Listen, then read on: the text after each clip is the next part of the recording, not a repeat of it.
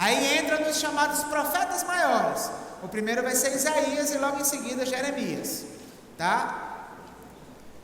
Então, livro do profeta Jeremias, capítulo 18, versículo do 1 ao 4.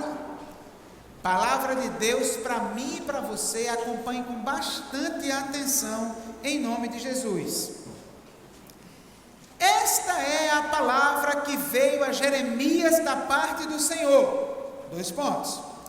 Vá à casa do oleiro e ali você ouvirá a minha mensagem.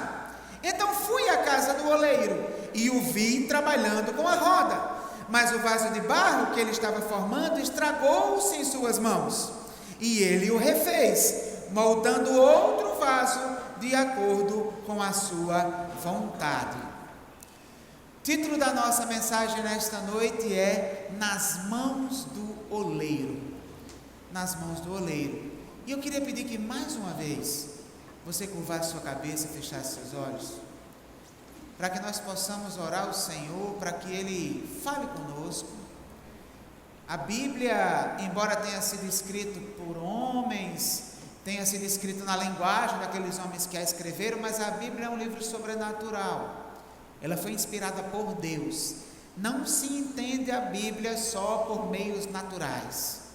Precisamos de ajuda do céu, o Espírito Santo de Deus. Então feche seus olhos e peça para Deus falar com você nessa noite, para que nós possamos ouvir a sua verdade e essa verdade mover nossos corações, nossas mentes e nos tornar pessoas melhores a partir do que Ele tem a nos falar.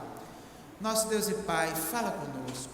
Nós precisamos da Tua voz. Somos Teu povo, um povo que não sabe viver por conta própria, um povo que depende das Tuas orientações, depende dos Teus caminhos serem traçados diante de nós. Portanto, Senhor, nos orienta. Quero pedir de forma especial, se existe em nosso meio alguém que ainda não experimentou essa rendição completa à graça, que ainda não foi alcançado pelo Teu Espírito, ainda não é salvo em Cristo Jesus, que o Senhor se revele e provoque mudança de coração, Pai. Toma conta de tudo que acontecerá agora, me capacita, meu Deus. É o que te peço em nome de Jesus. Amém. Existe um ditado, não é nem um ditado popular, é uma fala comum. Não sei se você já disse isso. Quer que eu diga, entendeu, ou quer que eu desenhe? Você já disse isso para alguém, não?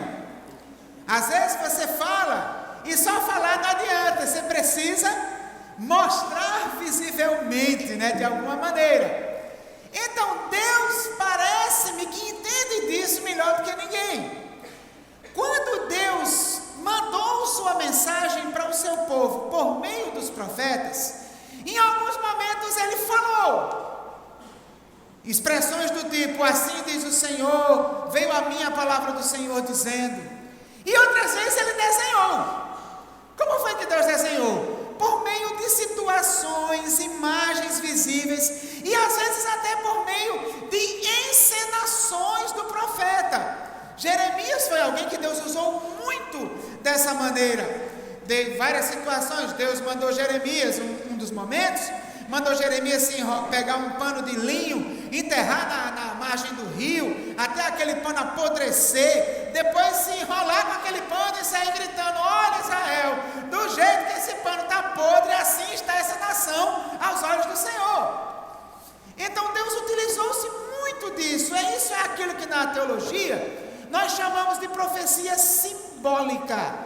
Deus utiliza-se de uma imagem e a partir daquela imagem Ele retira lições para encorajar, confrontar, ensinar o seu povo. Esta é uma dessas passagens. Uma passagem que Deus chama o profeta Jeremias para ir para a casa de um oleiro. O oleiro era aquele artífice que trabalhava com barro, né? Que fazia utensílios de barro. E aí ele leva, Jeremias contempla toda aquela cena, e Deus, a partir daquela cena, envia uma mensagem por meio de Jeremias. Que mensagem era aquela? Basicamente, Deus estava se identificando com o oleiro. O vaso era Judá, o povo para quem Jeremias estava profetizando.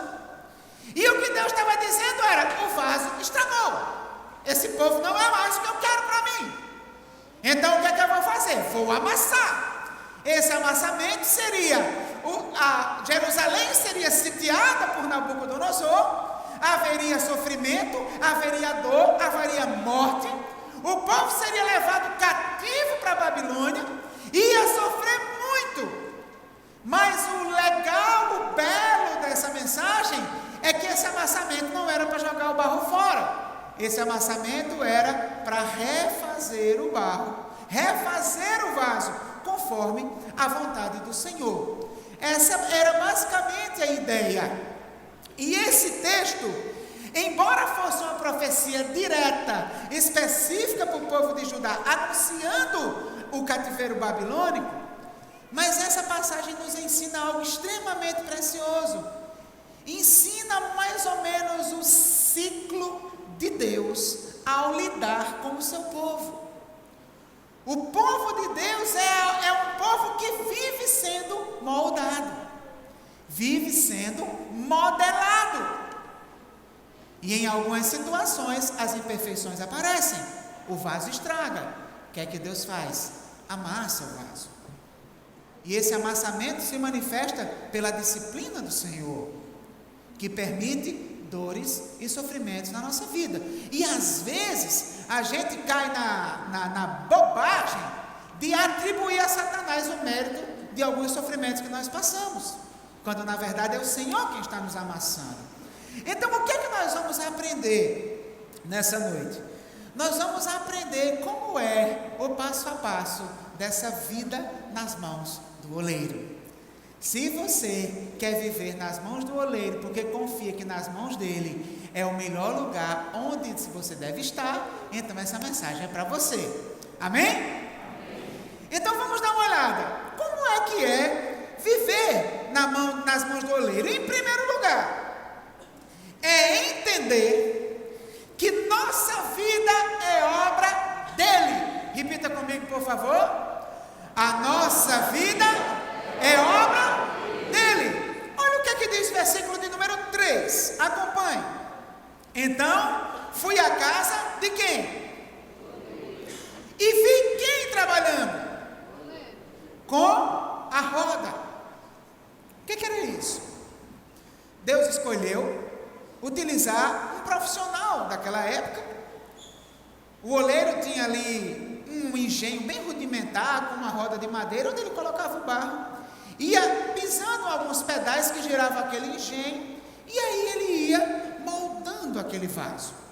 Então o que é que esse texto tem a nos ensinar? Em primeiro lugar, a casa é do oleiro. Em segundo lugar, a roda é do oleiro. Em terceiro lugar, é o oleiro quem está trabalhando. E em quarto lugar, o barro é do oleiro. É tudo dele. O que é que Deus estava começando a dizer por meio de Jeremias para Judá? Ei, vocês esqueceram quem é que manda aqui. Vocês esqueceram quem é o Senhor do projeto. Vocês esqueceram quem é que escolhe a forma. Vocês esqueceram quem é que põe a mão e determina que vaso vocês serão. Vocês decidiram viver por conta própria. Eu sou o oleiro, vocês são o barro. Entendam isso. E querido, quando nós prestamos atenção nessa arte de fazer jarros, nós percebemos uma coisa interessante, que o barro em si não vale muita coisa. O que faz o barro ter valor são as mãos maravilhosas e criativas do oleiro. Eu me lembro que quando eu fui estudar no Palavra da Vida, lá em Recife, no ano de 2000, logo quando eu cheguei, eles obrigaram todos os alunos a participar de um enduro, um negócio lá, uma trilha. E eu aqui para nós nunca fui lá muito atlético para essas coisas. Mas enfim, na Palavra da Vida tem um quezinho assim de exército, e você tem que ir, e acabou assim, eu fui, né? Entrei lá na onda, e quando eu cheguei, quem olhava para mim não conseguia entender o que era ser humano e o que era barro. Tinha chovido muito dias atrás, então ficou tudo extremamente enlameado. Aí pronto, terminou, liberaram para ir para os quartos. Quando a gente chegou no quarto, na varandinha mesmo eu já tirei aquela camisa, aquela roupa, botei num cantinho, entrei, tomei banho. Quando eu saí, que eu olhei para a roupa, aí eu digo, não, daqui a pouco eu lavo. E aí, resultado, passou um dia. No dia seguinte, quando eu ia sair todo animado, quem estava lá? A roupa. Aí eu, mais tarde. Até que passaram 2 dias, quando eu tive coragem de lavar a roupa. E querido, parecia que eu tinha feito aquele tingimento com tintura guarani. Vocês se lembram disso? Não. Uma tintinha marrom. Não teve lavagem no mundo que tirasse a mancha do barro. Porque parece que o barro tem, dentre suas propriedades, perturbar, empestear e atrapalhar tudo onde ele se mete.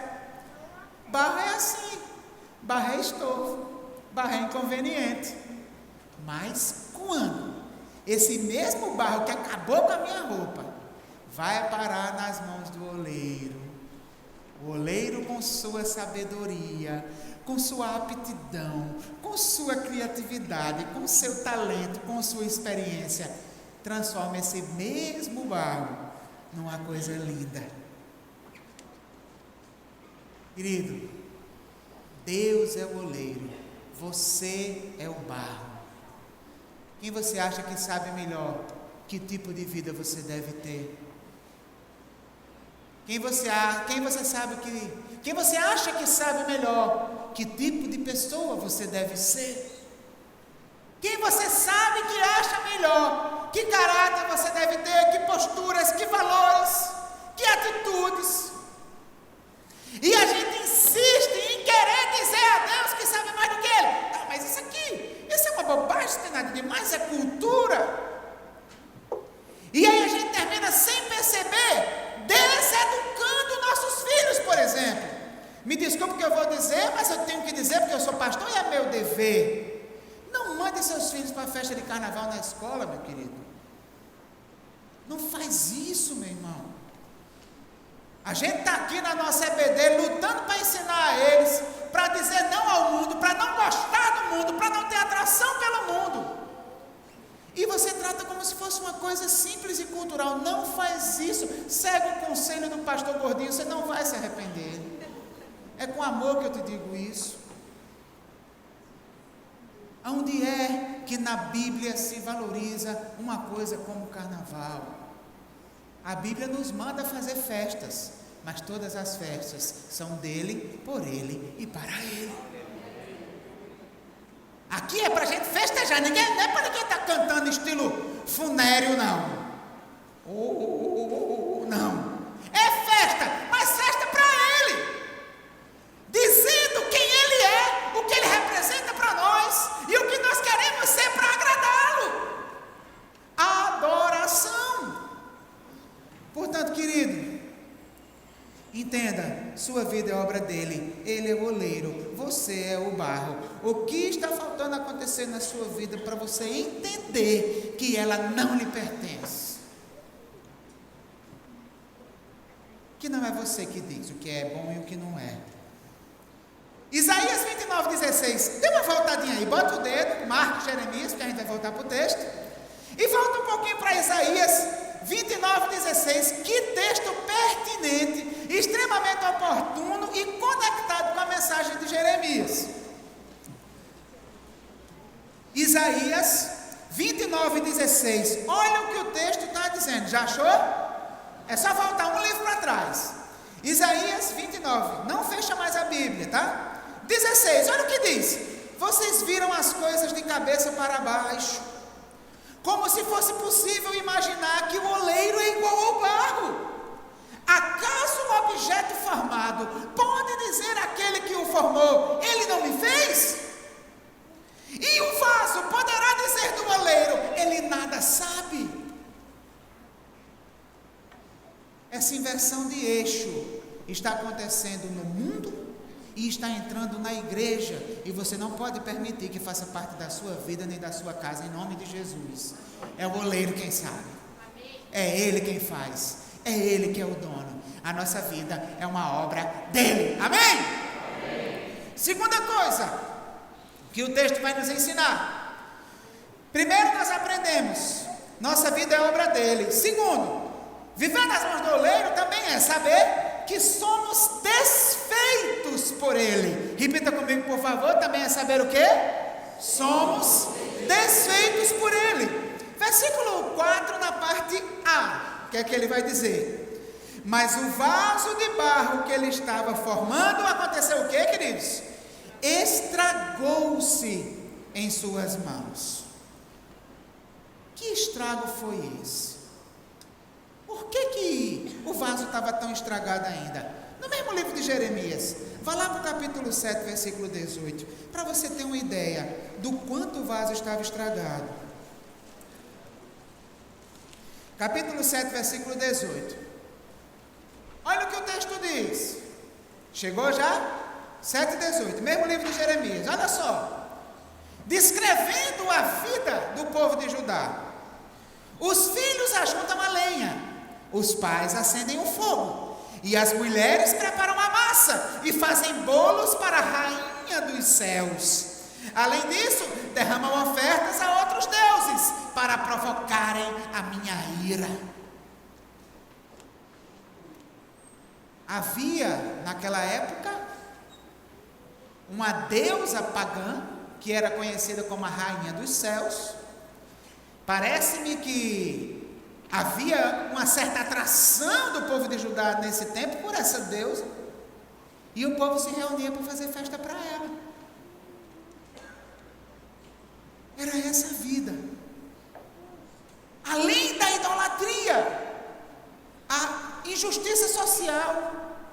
Vai lá para o 22, versículos do 3 ao 17, para você ver como estava a casa real. Uma mensagem que Jeremias deu para o rei, tá? Para o rei. Acompanha aí. Ai daquele que constrói o seu palácio por meios corruptos, seus aposentos pela injustiça, fazendo os seus compatriotas trabalharem por nada, sem pagar-lhes o devido salário. Ele diz: construirei para mim um grande palácio, com aposentos espaçosos, faz amplas janelas, reveste o palácio de cedro e pinta-o de vermelho. Você acha que acumular cedro faz de você um rei? O seu pai não teve comida e bebida? Ele fez o que era justo e certo, e tudo ia bem com ele. Ele defendeu a causa do pobre, do necessitado, e assim tudo corria bem. Não é isso que significa conhecer, declara o Senhor. Mas você não vê nem pensa noutra coisa, além de lucro desonesto, derramar sangue inocente, opressão e extorsão. O povo se reunia para fazer festa para a rainha do céu. O rei escravizando seus próprios compatriotas, para construir um palácio suntuoso às custas do suor e sangue dos oprimidos. Essa era a vida de Judá. Era assim que esse povo estava levando a vida. Foi essa vida também que despertou o desespero do profeta Abacuque. A juventude estudou Abacuque no ano passado e se lembra que Abacuque diz: Deus, até quando o Senhor vai deixar isso? Até quando o Senhor não vai permitir que o povo viva desse jeito, não vai fazer nada? O vaso tinha estragado. Querido, o que é que Deus está anunciando agora por meio de Jeremias? Eu não vou deixar o vaso estragado, não. Vaso estragado não serve para mim, não. Vou fazer outro. Só que para fazer outro, primeiro eu preciso amassá-lo. E esse amassamento foi doloroso. O amassamento não é fácil, não. Foi muita morte, muito sofrimento e 70 anos cativo na Babilônia. O sentimento que eles chegaram lá na Babilônia, você vai encontrar lá no Salmo 136 ou 137. Às margens dos rios da Babilônia, nos assentamos e choramos. E os soldados diziam: cantem-nos umas das canções de Sião. a dor, a tristeza, o sofrimento e os soldados ainda ridicularizando, esse foi o amassamento de Deus, porque isso é um mistério. Qualquer um de nós era capaz de dizer: Satanás levantou Nabucodonosor. Mas pasmem, quem mandou Nabucodonosor foi Deus. Todo aquele sofrimento era a vara de disciplina de Deus sobre aquela nação. Olha, não se iluda, não é diferente com a nossa vida hoje. Da mesma maneira, estamos sendo constantemente moldados pelo Senhor, mas só que nesse moldar surgem as imperfeições. O vaso estraga, porque existem coisas estragadas em você. Seu orgulho, sua arrogância, sua prepotência, sua idolatria, sua imoralidade, sua raiva, seu gênio forte. E na hora que Deus vai moldando, que isso vem à tona, não adianta, filho, Ele vai amassar, porque Ele não deixa passar. Deus é perfeito. Então você precisa entender.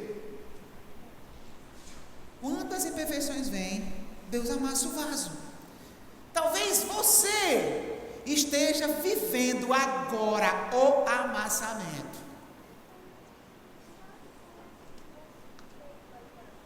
Um exército de aflições está cercando você. Talvez sonhos desfeitos, perdas que aos seus olhos são irreparáveis. Deixa eu lhe dizer uma coisa, querida. Ao invés de se lamentar, ao invés de gemer e chorar nesse vale de lágrimas, ao invés de sair disparando com uma metralhadora, botando a culpa em todo mundo, pergunta para Deus: o Senhor está me amassando por quê? O que é que o Senhor quer mudar em mim? O que é que o Senhor quer mudar no meu caráter? O que é da minha vida que precisa ser refeita? Me diz, Senhor, porque eu quero ser, Senhor amado, como um vaso nas mãos do oleiro. Pega a minha vida e faz-a de novo. Eu quero ser um vaso novo.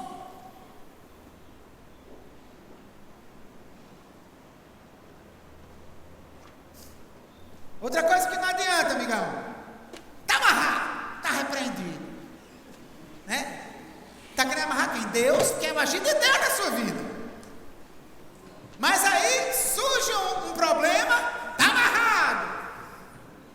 O que é que está amarrado? Que é isso? Que piração é essa? A unção da corda, a unção da corrente, o que é? Da algema? Você percebe que vai passar por uma grande dificuldade. Está repreendido. Está repreendendo quem? Perde tempo com isso não entra nessa onda não. Deixa eu lhe dizer uma coisa. Quem é crente não tem medo do diabo.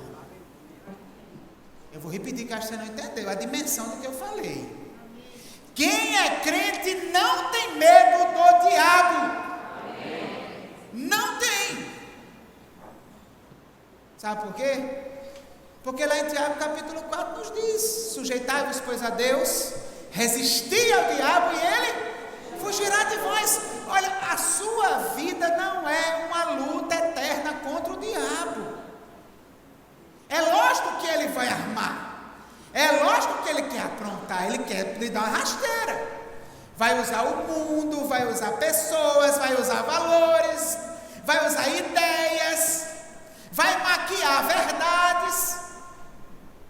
Mas acredito, no fundo a maior luta é contra as imperfeições do próprio vaso. E você está levando na cara faz tempo, passando pelo mesmo problema faz tempo. E está repreendendo o diabo, está botando culpa nos outros e não parou para de fato entender que é você que precisa mudar. Você tem que amarrar a sua carne. Você tem que amarrar essa tendência para a rebeldia. Você tem que amarrar essa coisa ruim que existe dentro de você. E acredite, com a força, com a atuação do Espírito Santo de Deus, isso é vencido em nome de Jesus. Portanto, viver nas mãos do oleiro é saber que somos desfeitos por Ele. E por último, viver nas mãos do oleiro é saber que somos refeitos por Ele. Vamos repetir os três para fixar bem? Primeiro lugar, viver nas mãos do oleiro é saber o quê? Nossa vida é obra dele. Segundo, viver nas mãos do oleiro é saber? Somos refeitos por ele. E viver nas mãos do oleiro é saber que? Somos refeitos nele. Versículo 4, na parte B, ele encerra o parágrafo dizendo assim: e ele o refez, moldando outro vaso de acordo com a sua vontade. O vaso estava estragado. O barro foi amassado. Mas Deus não amassa o vaso para jogar fora. Deus amassa o barro para reaproveitar. Deus amassa o barro para refazer. Quem é de Deus nunca é jogado fora por Ele. Ele amassa, mas molda de novo, usa de novo, faz de novo. E queridos, o interessante é que esse ciclo do moldar constante de Deus na vida do povo de Deus não foi novidade nesse texto.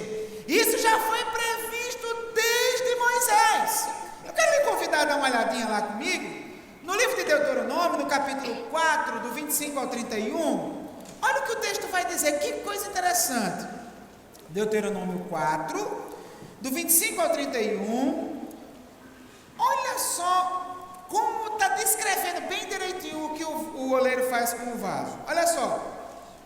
Quando vocês tiverem filhos e netos, isso Moisés profetizando, era a entrada na terra prometida. Moisés foi impedido de entrar, o povo ia entrar. E Moisés diz para o povo: quando vocês tiverem filhos e netos, e já estiverem há muito tempo na terra, e se corromperem, e fizerem ídolos de qualquer tipo, fazendo o que o Senhor, o seu Deus, reprova, provocando a sua ira, invoco hoje o céu e a terra como testemunhas contra vocês, de que vocês serão rapidamente eliminados da terra, da qual estão tomando posse ao atravessar o Jordão.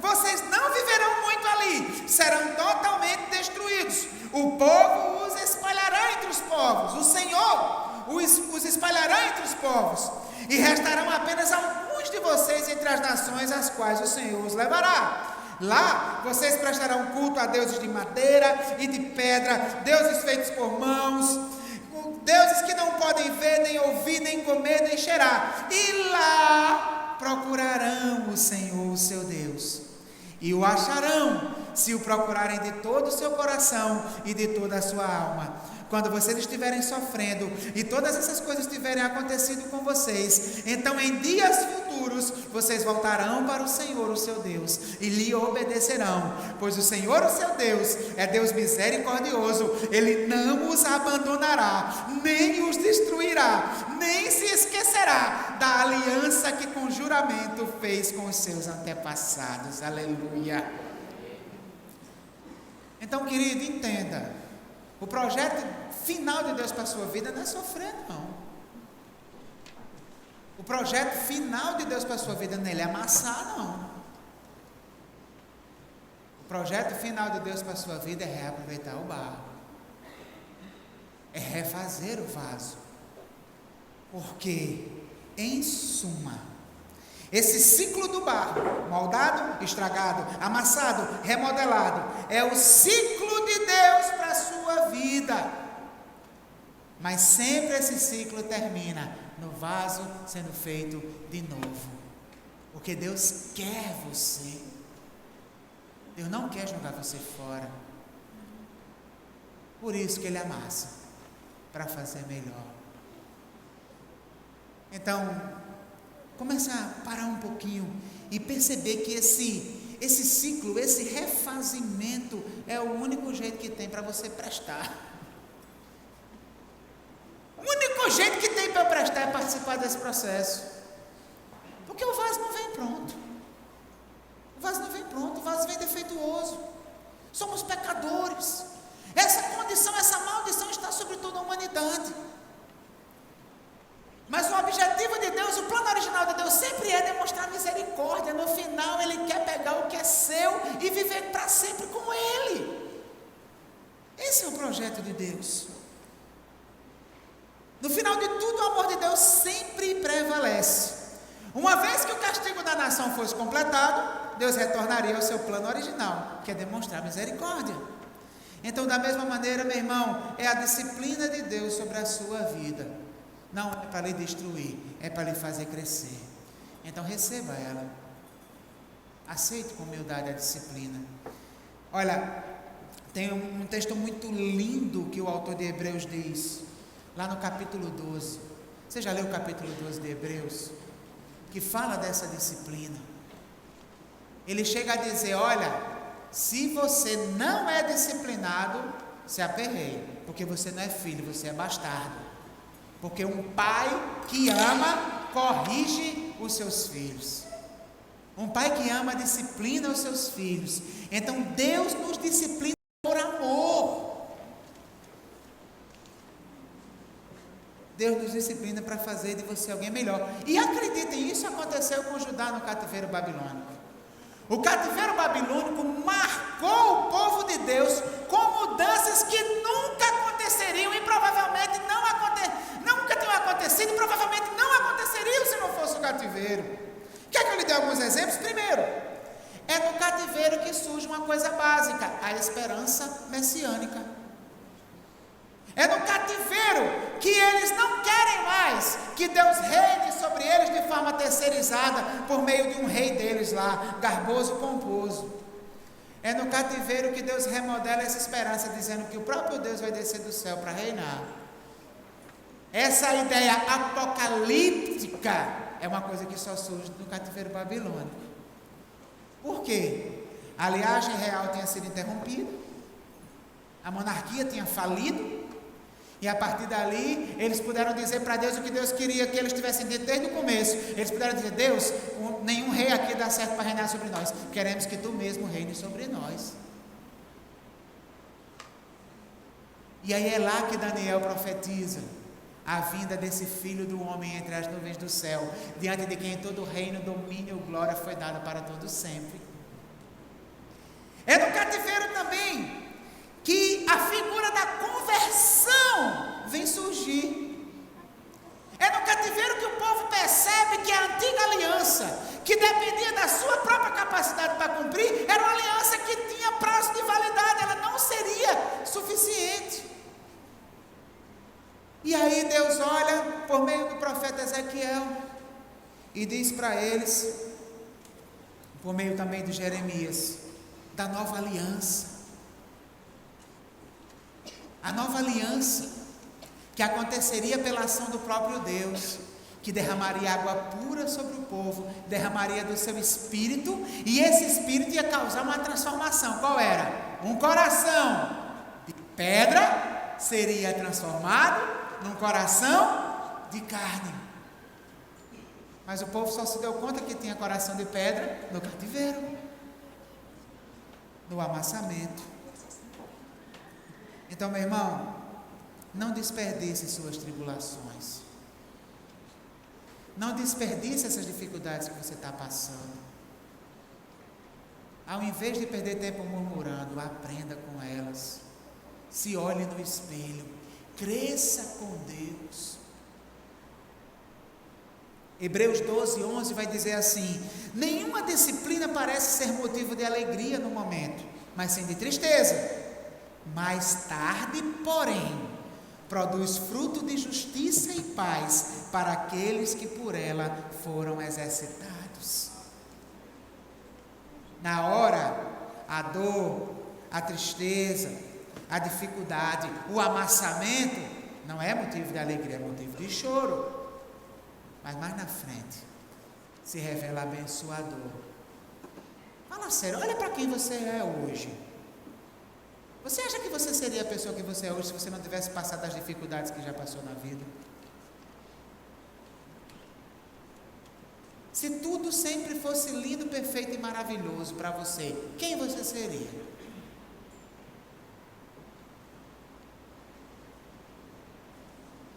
Então, meu irmão, Deus sabe o que faz. Não reclame mais as dificuldades. Não bote mais culpa no diabo, não deixe o diabo fora dessa parada. Ele está lá amargando de inveja, porque Deus fez um plano para salvar você e não fez para ele.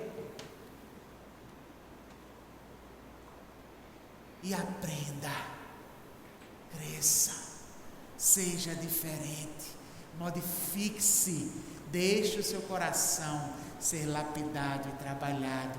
Você é barro nas mãos do oleiro, mesmo com o amassamento, mesmo com a dificuldade.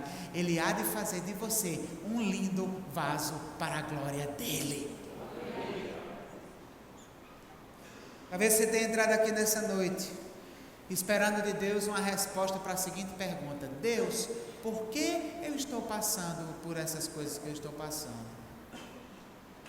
E Deus vai lhe dar essa resposta agora. Meu filho, minha filha, eu estou amassando você. Eu estou descartando a forma antiga do vaso. Mas eu não vou descartar o barro. Eu vou refazer esse vaso conforme a minha vontade. Então somente abra o seu coração para mim e deixa que eu sei o que eu estou fazendo. Foi para isso que Deus lhe trouxe nessa noite. Receba o trabalhar do oleiro. Ele é o oleiro, a sua vida é obra dele. Ele é o oleiro, ele desfaz. Ele é o oleiro, ele refaz você. Se arrependa dos seus pecados, entregue sua vida nas mãos do oleiro e acredite, ele sabe o que está fazendo. Feche seus olhos, curva sua cabeça, vamos orar nesse momento.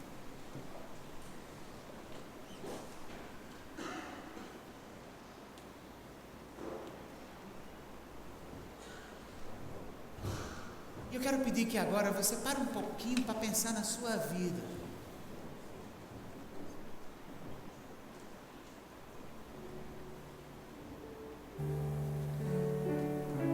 Quais têm sido os amassamentos pelos quais você tem passado?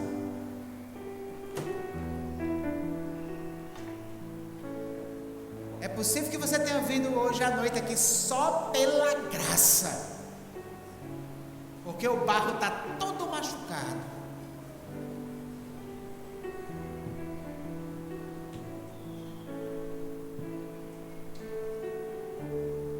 E é possível que você esteja até com dificuldade de ver algo de bom nisso. Não vai ver agora. Mas se você parar para analisar o que você pode ser de melhor, de diferente, se você tiver coragem de admitir que quem precisa mudar é você, esse vaso vai ser refeito de forma diferente. Pense em você, pense na sua vida. Talvez você esteja nos visitando pela primeira ou segunda vez, algo desse tipo, e até de repente já está gostando da igreja e tal, mas ainda não teve o dia que você assumiu o compromisso de entregar a sua vida a Jesus.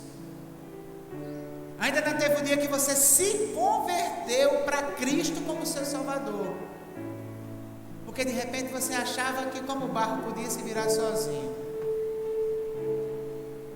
Mas nessa noite você quer que eu ore por você, porque você vai se render ao oleiro. Você vai entregar a sua vida a Jesus e vai deixar Deus fazer de você o que Ele quiser fazer. Se você nunca fez isso de verdade e quer fazer agora e quer a minha oração sobre a sua vida, levante sua mão que eu quero orar por você. Amém, Deus abençoe, querida. Amém, Deus abençoe, Deus abençoe. Amém, já vi você, meu filho, Deus abençoe você. Quem é a quinta pessoa que nessa noite vai dizer: pastor, ore por mim, vou entregar minha vida a Jesus hoje? Glória a Deus, já vi você, meu querido, já vi você, minha querida. Alguém que ainda não levantou e quer levantar a mão, dizendo: pastor, ore por mim, vou entregar minha vida a Jesus. Glória a Deus, meu querido, já vi você aqui na frente. Mas alguém nessa noite quer dizer: olha, eu vou me entregar nas mãos desse oleiro, quero fazer diferença. Alguém lá em cima, na galeria, quer que eu ore por você? Estamos todos em espírito de oração.